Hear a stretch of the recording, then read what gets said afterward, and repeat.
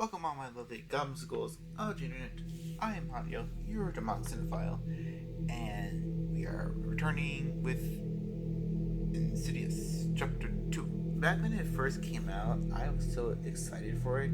I actually saw it with the double feature because it was shown back and forth with the first movie and the second movie.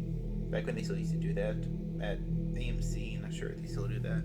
But I remember going to watch the movie, and even back then being, I hate using this word, but disappointed. And I haven't seen this film that much, not as much as the original. I saw it a couple times after the theater, and fix you. And for this little review that I kept getting to put off, I see this film a total of 3 other times. And I don't want to use the word disappointing. Disappointing is not a word I want to use with this film anymore. I have a much better appreciation and love for it. But it's still, I don't think, not as good as the original. And it feels like it's missing something. Even now, after watching this film, it still feels like it is missing some element. I'm not sure what it is, but the film, like, if I guess it's hard to explain. It's hard to explain because you got all the characters, all the thrills, the chills, the scares are a little bit better handled in some parts. Maybe it's Elise, because when Elise shows up near the end of the film, it's like a whole new energy and vibe is brought to the picture. Maybe it was Elise being gone for so long. Maybe she popped up earlier in the film, or maybe at least her presence was felt, because even watching when I was still kind of a little hanyo, just a little hanyo. Even then, I could kind of tell that the spirit that they thought that was Elise wasn't going to be Elise, because that was kind of an obvious twist. But what is the film about? So it continues off of part 1, where where Josh's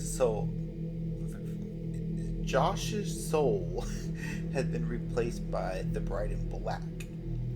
And the big mystery of this film is to figure out who is the bride in black and how can they stop the bride in black before she, or as revealed in the film, he destroys the family. And I want to say that is probably the most interesting part of the film, more than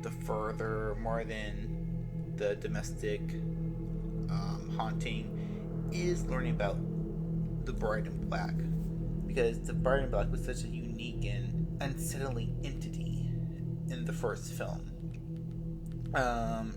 He barely got any screen time, but each time he was on screen, it's like it felt something like grabbing your heart and pulling you to the screen, making you want to look and pay attention to this figure. And when we got to see the bride in black, at least the bride in black possessing Josh, it was not what you expected. And I think before, when I first watched this film, that's what I did not like. I expected the bride in black to be this more malevolent and straight up evil, insidious creature. But no, we learned that the bride in black is much more human, a lot more of a twisted and slightly sympathetic character from what we are shown. And it turns out that this mother of death, I think that's what they call her, I can't remember, they actually give her a name, she is the true villain. She is the mother of the bride in black, who is Parker Crane. And yeah, that part is the most unique of the film, is learning about how the bride in black became what he is. So how the film goes about explaining is that this mother, was basically abusing her son, grooming him into being a girl, because something more of a scorn against her husband, which I'm guessing left her, which probably cannot do the storyline today. It's basically kind of like a more extreme version of what was done in Sleepaway Camp. That's where a lot of the more interesting ghost imagery comes about, where they go into the broken down hospital and eventually into the house of Parker Crane, and we see the imagery of the little boy's self controlling the rocking chairs. He's like, "You have to leave, or she'll make me kill you." And that part was awesome and unsettling. When Elise shows up and we get back to the further, that's when the film kind of starts to pick up pace. When we get to the big epic climax of the film, which is just completely I won't say rips off, but it emulates The Shining, where the bride in black is trying to kill Josh's family because he is told that it will make him be able to live in Josh's body longer because his damned soul is killing the flesh. I do like the makeup they do on Patrick Wilson. That because by the end of the film, or at least in that one shot, when Renee and Lauren, or his mom's name was, come back to the house, and you can see how he's aged, he's pale. He almost looks like a completely different person, which I like that. Awesome makeup, good job. But yeah, the big action set piece is awesome. And also one of the reasons why I hated the film when I first saw it, because when we finally get to the further aspect of Parker's life, Parker's home, Elise says, because she's talking to what I assumed at the time to be a memory of Parker, telling him to let her inside to destroy the memories of his mother to set him free. And what does this mean? It means Elise takes this toy horse or rocking chair, whatever it's called, and bashes the spirit's head in with it. And I would just get this awesome shot where we see this black void and the bride in black being pulled into it, and symbolizing that he has lost control over Josh. But I don't like this part because but I don't like it. Again, that's not a good word. I kind of understand it more of symbolic reasons of destroying the mother, but it also, because it shows that Parker is existing in two places at once: his childish self in the further, and then the part of him that is the bride in black in Josh, which is confusing because you would think that the bride in black, half of his duality, would be nothing but murderous and insidious. But throughout the whole film, we see the bride in black expressing emotions of not wanting to be a killer, just wanting to live a human life. And it's more implying that the mother is the mastermind of the killings. And she's the one who's forcing him to do everything. But then there's time where the bride in black states that, oh, they like killing people. They want to kill people all the time.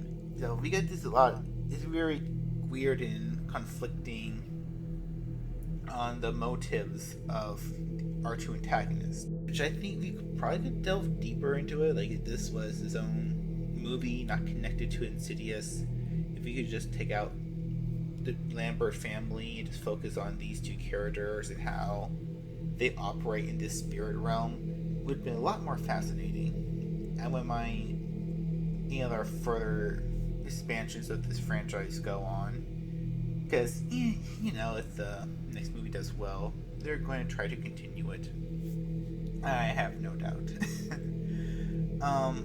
Everything else, though, like I said, the whole part with the family, which was so strong and great in the first movie, feels weak. Like I said, it feels like something is missing, and I don't know what it is. I have a feeling that it may just be Patrick Wilson's character Josh, because Josh technically isn't there. It's the bride in black pretending to be him, and you can kind of feel that it is a different performance. You can feel that Patrick Wilson isn't playing the same character. He's playing another character, pretending to be his character. And it works in some scenes where he feels like a stranger to the family, and everyone else feels it. But maybe that's what I don't like. Maybe that is the aspect of his performance. What makes the part with the family aspect feel like it's missing something. Then we get to what are they again? Specs and Tucker. They have fun little arc in the film, and with them trying to help everybody. It's also one of the bad things about those two too, because they're just a little bit too silly at sometimes. Like even back then, I thought like this is like best thing to compare it to now is almost like dumb Marvel humor, where they have Tucker and Specs being just dumb and silly for no reason, which is fun. You can have them be the comic relief, but you also need them to be serious at times. And when you see the characters actually break their silliness and get serious for the moment, is where I like them the most, because it shows that they're not just goofballs. Because you have this scene where it's they're trying to knock out Parker, and they have a syringe full of, I assume, a tranquilizer, because the tranquilizer doesn't work as fast as it does in movies. So what happens is, who are they again? Specs is Leigh Whannell's character. So he gets knocked down on the ground. Parker stabs Parker with drugs, and he immediately just starts wiggling out on the ground, about to pass out, and they're just passing out anywhere else. They have this weird, almost slapstick moment where he falls down on Specs, and it's like almost groan-inducing. Because like, why do you have to break the horror with comedy? You could just have him passed out anywhere else, but you have him fall on his friend, and it feels like they're going for a laugh. At least that's what I felt like the first couple times I watched it. These last times I watched it for this video, I did not notice. It didn't feel as comedic. It felt a little bit more threatening in the moment.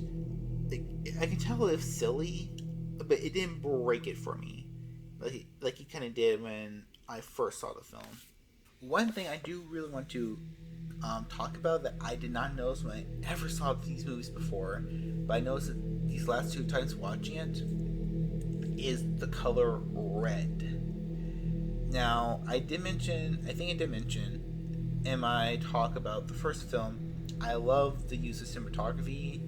I love the use of the shades and the blues and all the different saturations for the film. It's more or less the same in here, but what I really do love is the use of red, because red is kind of symbolic in the first film. If I'm trying to go back on it, mostly red represents danger, and that's with the red faced demon, the lipstick face.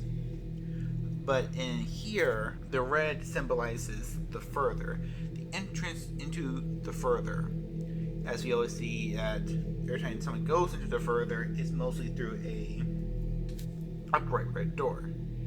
But you notice the color red popping out random times throughout the movie, especially in the house. You see when we go to Josh's old home, the top window of the house is always bathed in red, and it's like a big indicator that whenever something supernatural and spooky is about to happen, when you see the red, because it feels like you're going into the further, that you're entering danger, or danger has an entryways towards you. It also shows because almost everything supernatural happening in the film happens upstairs, or whenever something downstairs is about to happen, it's more or less the characters going downstairs and re-entering the danger by passing through the red. It's also cool because when we get to Elise's house, we see she has this bright red gate,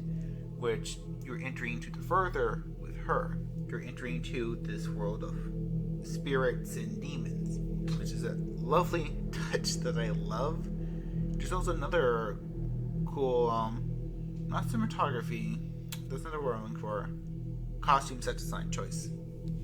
When we see Dalton sneaking on his bed to listen to the bride in black talk to the mother, and his pajamas are almost this pale white with little kitty stuffs on it, but it matches the wallpaper to the house, and it's almost like he's blending in. At least that's kind of what I think they're trying to go, and I love it. It was fun and cute. The new character they introduced in the film, Carl. Carl was okay.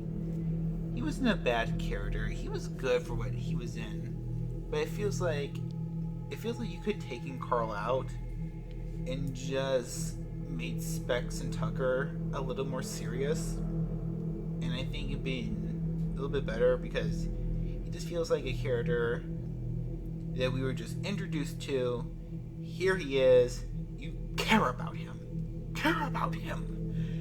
He's our Elise until Elise can show up. Oh, I also do want to mention. Alright, I just remembered the opening of the film. Love the opening. Very creepy. Only bad part is the actress they hired to play a young Lin Shaye.